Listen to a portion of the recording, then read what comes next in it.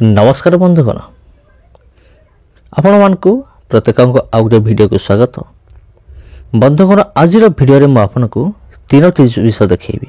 गोटे है जित पर्वत, आ दुटी हूँ दाऊदंक नगर आउठारे दाऊद कौन करुले शासन करुले दाऊदंकर सहर कहुपर। आ तृतीय हूँ प्रभु जीशुख्रीष्ट जो स्थान रे शेष रात्र भोज करते निजर शिष्य मान सहित। तेरे बंधुगण ये तीनोटी जगह मुझे आज वीडियो आपको देखी।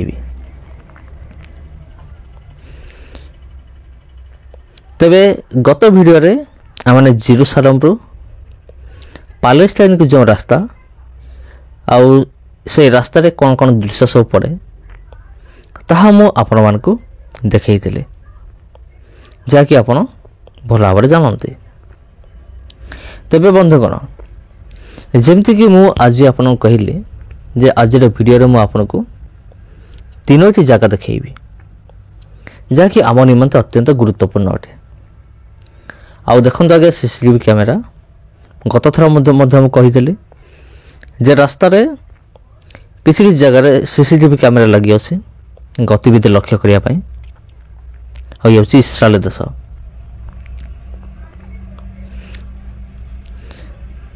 तेबे आउ अल्प समय मध्य आमे माने जित पर्वत को देखिबा आउ जहा विषय बाइबल रे पूर्व लेखा अछि।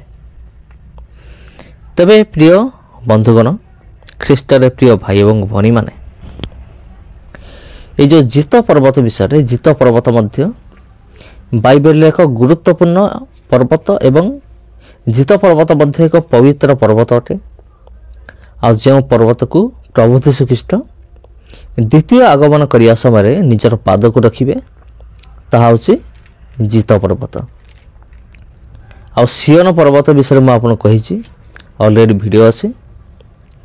तेबे जदि जित पर्वत विषय में देखिबा तेबे आम लेखा अच्छी द्वितीय सामुएल तार 15 पर्वर 30 पदर लेखा अच्छे। अनंतर दाऊद जित पर्वतर उठानी दे गले ऊपर को जीवा बेले रोदन करी करी ऊपर गले। से समय तांकर मस्तक आच्छादित थिला और से खाली पादरे चलुथिले। माने तांकर संगी लोक माने प्रत्येक आपना आपना मस्तक आच्छादन करिथिले और से माने ऊपर को जीवा बेले रोदन करू करू ऊपर को गले। तेबे द्वितीय सामुएल रे आमे पढ़िलु जित पर्वत विषय लेखा अछि। आउ जदि आम पढ़िबा जिखरिय तार 14 पर्वर 4 पद एठी मते लेखा अछि। पुनि से दिन पूर्व दिगरे जेरूसालेम सम्मुखस्थ जैतून पर्वत जाकु जित पर्वत कहा जाए पर्वत रे ताहांकर चरण थुआ हबो। और जित पर्वतर मध्य देश पूर्व और पश्चिम दिगरे विदीर्ण होई अति बृहत और उपत्यका हब। आ पर्वतर अर्धेक उत्तर दिग आड़े अर्धेक दक्षिण दिग आड़े घुसीज। ये हूँ प्रभु जीशु विषय लेखा अच्छी पुरातन नियम रे जेतार प्रभु जीशुख्रीष्ट द्वितीय आगमन करेंगे से से पाद जित पर्वत उपर थुईबे। थुईले कौन हम जित पर्वत पूरा दुई फाल हो दुई भाग हो। हालेलुया। आ पूर्व पश्चिम दिगरे विदीर्ण हब एवं उपत्यका तैयारी हब बोली भविष्यवाणी करथिले हमर जिखरिय भविष्यत वक्ता। अधा दक्षिण आड़े आ अधा उत्तर आड़े घुंची जीव जित पर्वत। तबे पुरातन नियम रे जित पर्वत विषय लेखा अछि। आउ जदि आमे नूतन नियम देखिबा नूतन नियम रे मध्य जित पर्वत विषय लेखा अछि।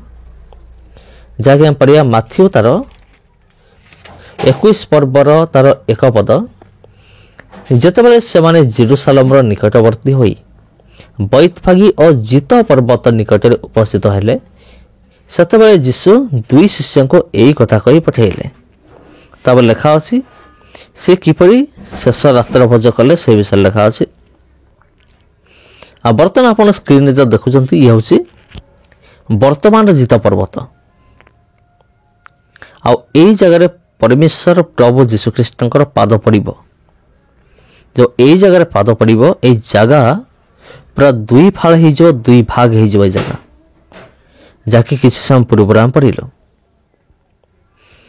आउ जदि आम आहरी भी अनेक बाइबल अंश गुड़िक अच्छी जित पर्वत विषय माथ्यू 24 पर्वर 3 पद माथ्यू 26 पर्वर 30 पद मार्क 11 पर्वर 1 पद मार्क 13 पर्वर 3 पद मार्क 14 पर्वर 26 पद लुक 19 पर्वर 37 पद लुक 22 पर्वर 39 पद आ जोहन तार 8 पर्वर 1 पद यही पद पर्व गुड़िक आप निश्चय जदि पाठ करे तेबे आप निश्चिंत पाठ करूँ जदि आपण पाखे बाइबल अच्छे ताले बाइबल खोली आप समस्त पद पर्व गुड़िक पाठ करूँ देखिए यही समस्त पद पर्व गुड़िकर जित पर्वत विषय लिखा अच्छे तबे प्रिय बंधुगण ये जित पर्वत हूँ बाइबल रे एक गुरुत्वपूर्ण जगह अटे जहाँकि बाइबल प्रमाण दिए तबे ख्रीष्ट प्रिय भाई एवं भणी माने एमती आहरी अनेक ऐतिहासिक जगह गुड़िक अच्छी जहाँकि आम आगामी दिन मानक देखा ये समस्त विषय प्रमाण करे जे परमेश्वर वाक्य बाइबल शतकड़ा 100% सत्य अटे जीवंत अटे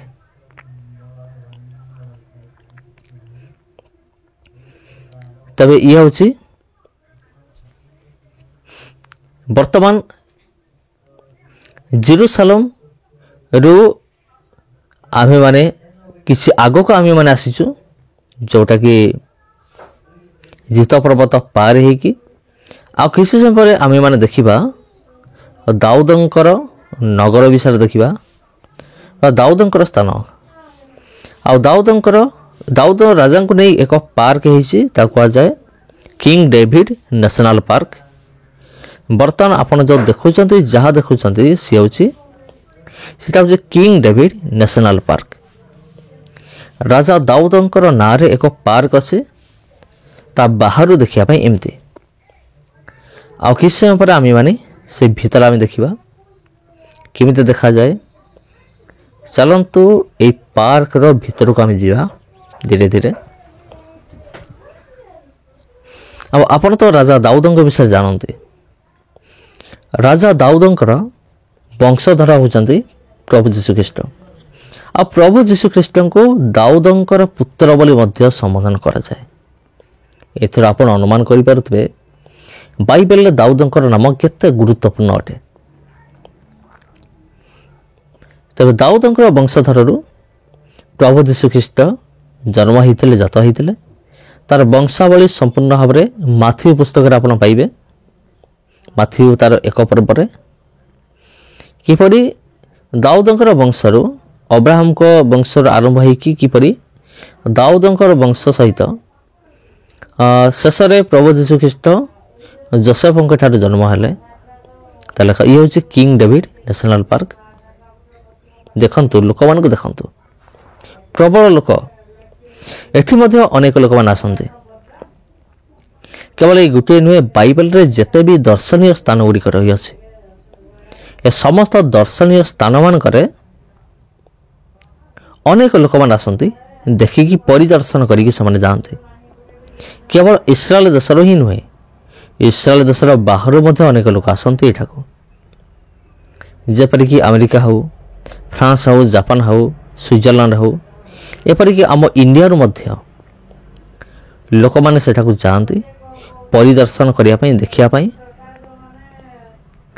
तबे ख्रीष्टर प्रिय भाई और भनी माने बर्तमान आम माने देखुचु प्रभु जीशुख्रीष्टर रोम यही प्रभु जीशुख्रीष्ट यही रोम रे यही कोठरी रे शिष्य मान सहित शेष रात्र भोज करते जिते जिहुदा प्रभु जीशुख्रीष्ट को धरई देवा निमंते 30 रूपा मुद्रा रे प्रभु जीशुख्रीष्ट को बिक्री कर देइथिला आपर से माने एई रोम रे एई घर भितर से माने बसीथिले शेष रात्र भोज करते से समय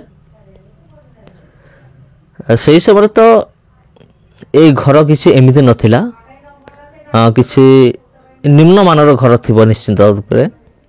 ବର୍ତ୍ତମାନ ଏମିତି ଡେଭଲପ୍ କରାହେଇଛି, ପୁରା ଲେଖି ଦିଆହେଇଛି। ଦେଖନ୍ତୁ ଏ ସମସ୍ତ ବିଷୟ ଲେଖା ଅଛି।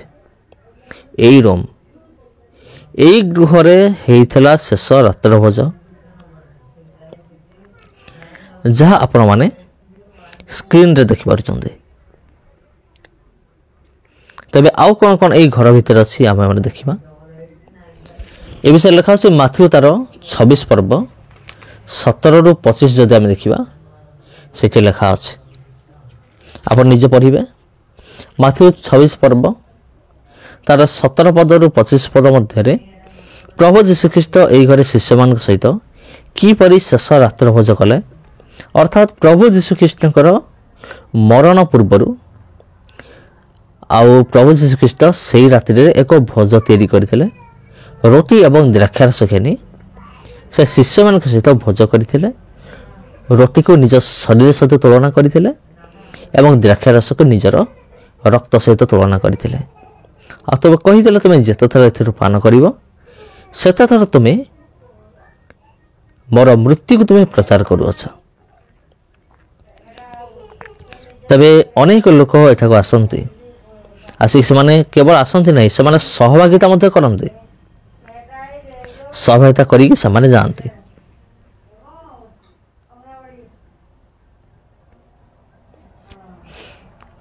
ତେବେ ଖ୍ରୀଷ୍ଟରେ ପ୍ରିୟ ଭାଇ ଏବଂ ଭଉଣୀମାନେ, ଏ ଭିଡ଼ିଓ ଆପଣଙ୍କୁ କିପରି ଲାଗିଲା ମୋତେ କମେଣ୍ଟ କରି ଜଣାଇବେ। ଆଉ ଭିଡ଼ିଓକୁ ଅନ୍ୟମାନଙ୍କ ସହିତ ମଧ୍ୟ ସେୟାର ନିଶ୍ଚିତ ଭାବରେ କରିବେ, ଯେପରିକି ଅନ୍ୟମାନେ ମଧ୍ୟ ଏଭଳି ଗୁରୁତ୍ୱପୂର୍ଣ୍ଣ ବିଷୟବସ୍ତୁକୁ ସେମାନେ ଜାଣିବାକୁ ପାରିବେ। ଏଭଳି ଐତିହାସିକ ଜାଗା ଗୁଡ଼ିକୁ ଦେଖିବା ନିମନ୍ତେ ସେମାନେ ମଧ୍ୟ ଯେପରି ସୁଯୋଗ ପ୍ରାପ୍ତ ହେବେ, ସେଥି ନିମନ୍ତେ ଏହି ଭିଡ଼ିଓକୁ ଆପଣ ସେୟାର କରନ୍ତୁ ପ୍ରବଳ ମାତ୍ରାରେ, ଯେପରି ଅନ୍ୟମାନେ ମଧ୍ୟ ଦେଖିପାରିବେ।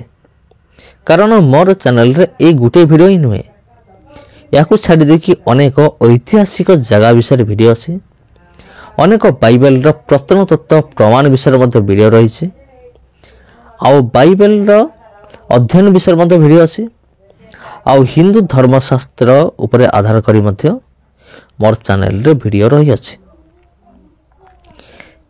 ତେଣୁ ଏହି ସମସ୍ତ ବିଷୟ ଜାଣିବା ଆମ ନିମନ୍ତେ ନିହାତି ଦରକାର।